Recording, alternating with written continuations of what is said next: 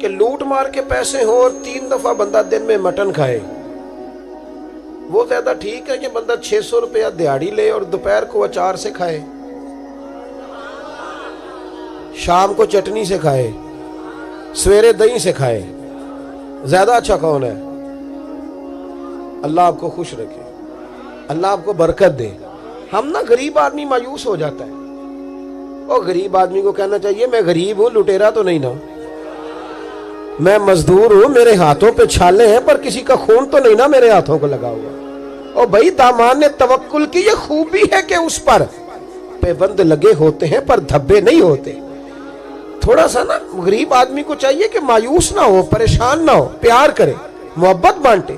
اور آپ بھی جب کوئی بندہ غریب ہو نا تو اس کی اس طرح اشک شوئی کریں کہ اسے محسوس ہو کہ میرے ساتھ لوگ ہیں۔ جب کوئی چودھری ظلم کر رہا ہوتا ہے نا تو ہم ڈر جاتے ہیں، ظلم کے پیر کوئی نہیں ہوتے۔ جابر ظالم آدمی کی کوئی پیر، ظلم کی عمر بڑی تھوڑی ہوتی ہے۔ جو چیز ہمیشہ رہتی ہے وہ عدل ہے، جو ہمیشہ رہتا ہے وہ، ہم نہ مایوس کر دیتے ہیں غریبوں کو۔ اب تو اللہ تعالیٰ ہمیں معاف کرے، غریبوں نے تھانوں میں پرچے کٹانے چھوڑ دیے، اس لیے کہ غریبوں کو گواہ بھی نہیں ملتا، ایسے اچھو پرچہ بھی نہیں کاٹتا۔ اور غریب کہتا ہے کہ ایسا نہ ہو کہ میں تھانے جا کے اور الجھ جاؤں۔ صحیح کہہ رہا ہوں میں؟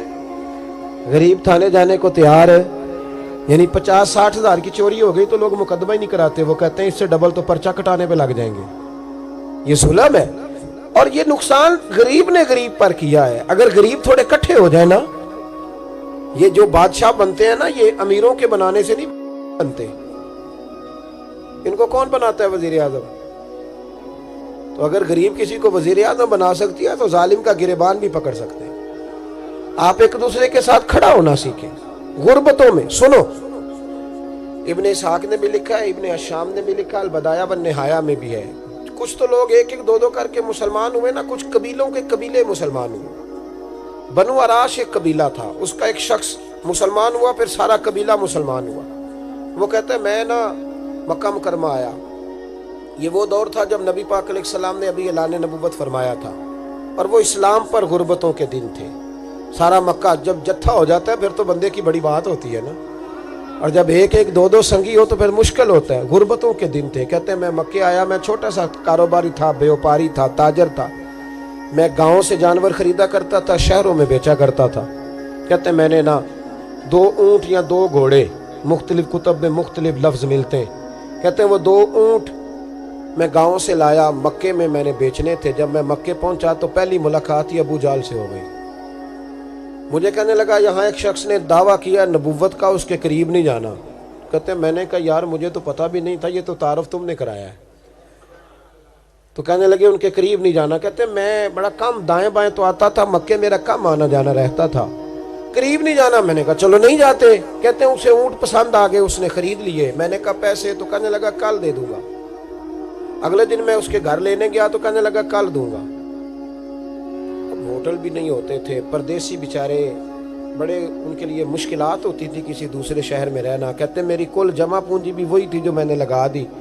تیسرے دن میں گیا تو میں نے کہا یار میرے پیسے دے، میں غریب آدمی ہوں اور میرے تو بچے انتظار کر رہے ہیں اور میں سڑک پہ سو کے وقت گزارتا ہوں، میرے پیسے دے میں جاؤں۔ کہتے ہیں میں نے دبا کے بات کی تو ابو جہل کہنے لگا جا دوڑ جا، جہاں سے ملتے ہیں لے لے۔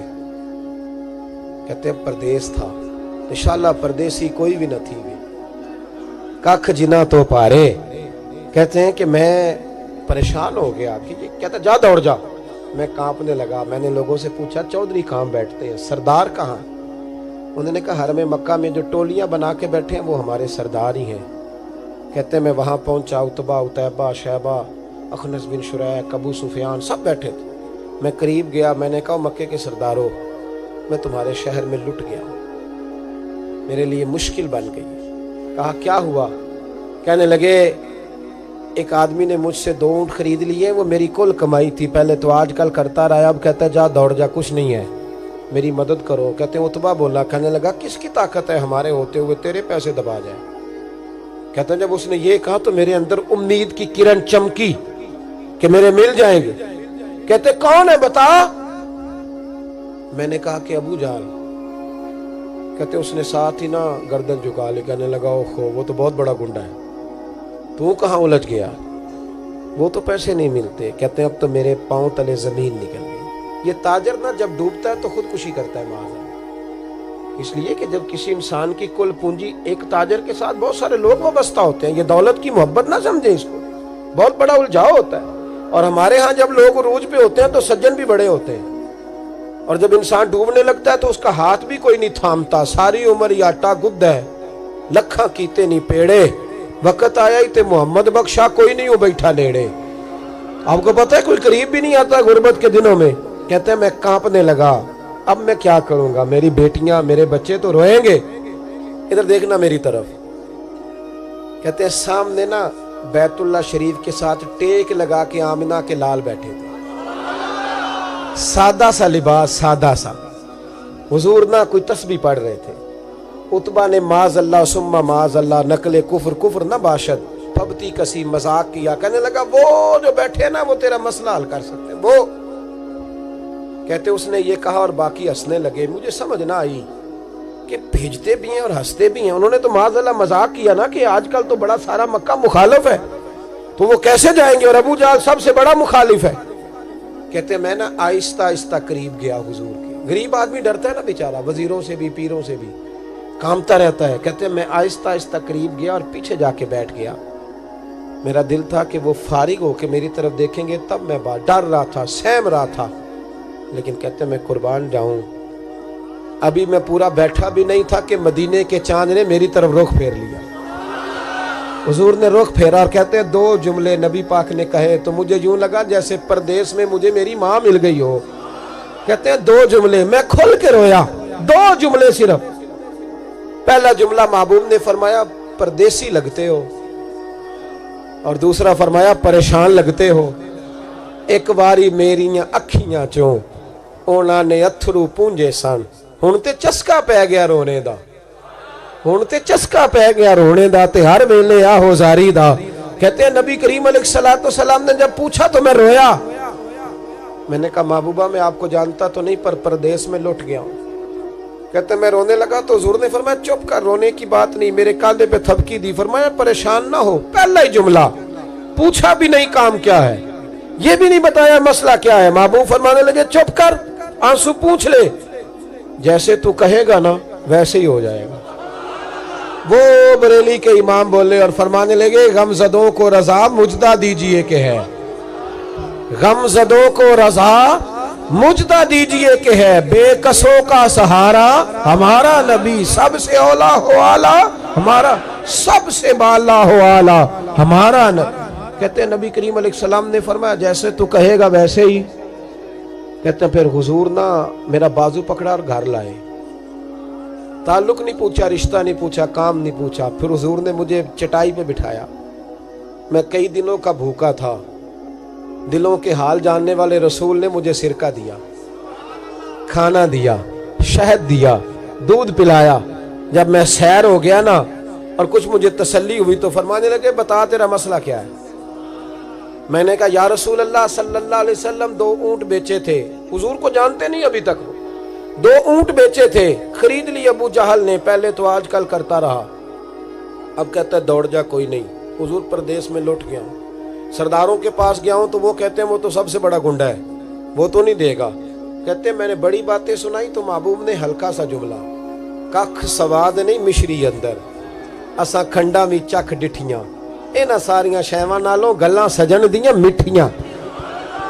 جنہوں نے کرنا کچھ نہیں نہ ہوتا ان کے دعوے لمبے چوڑے ہوتے ہیں، اور جنہوں نے کچھ کرنا ہوتا ہے نا وہ تو مختصر بات کرتے ہیں۔ حضور فرمانے لگے کوئی پریشانی والی بات نہیں، دینے کیوں نہیں پیسے، دے گا کہ بس ہلکی سی بات۔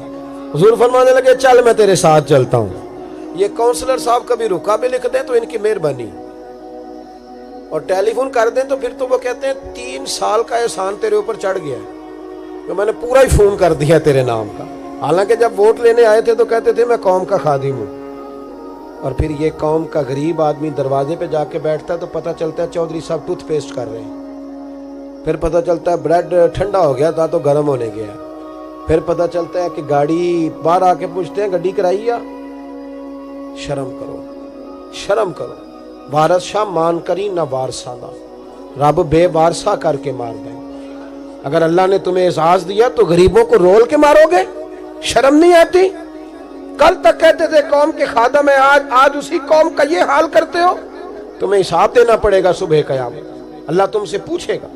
حضور نے فرمایا جس کے ذمے اللہ نے کچھ لوگوں کی ڈیوٹی لگائی, رعایا بنایا, اسے اپنی رعایا کے بارے میں جواب دینا پڑے.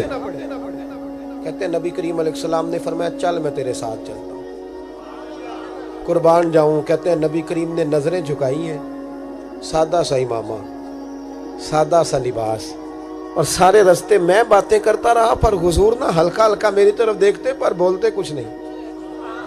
کہتے میں رستے میں سوچنے لگا کہ وہ تو بڑا گنڈا ہے اور محبوب تو بولتے بھی دھیما دھیما ہے, اس کے ساتھ بات کیسے کریں گے؟ میں 100 باتیں کرتا ہوں, یہ ایک جواب دیتے ہیں.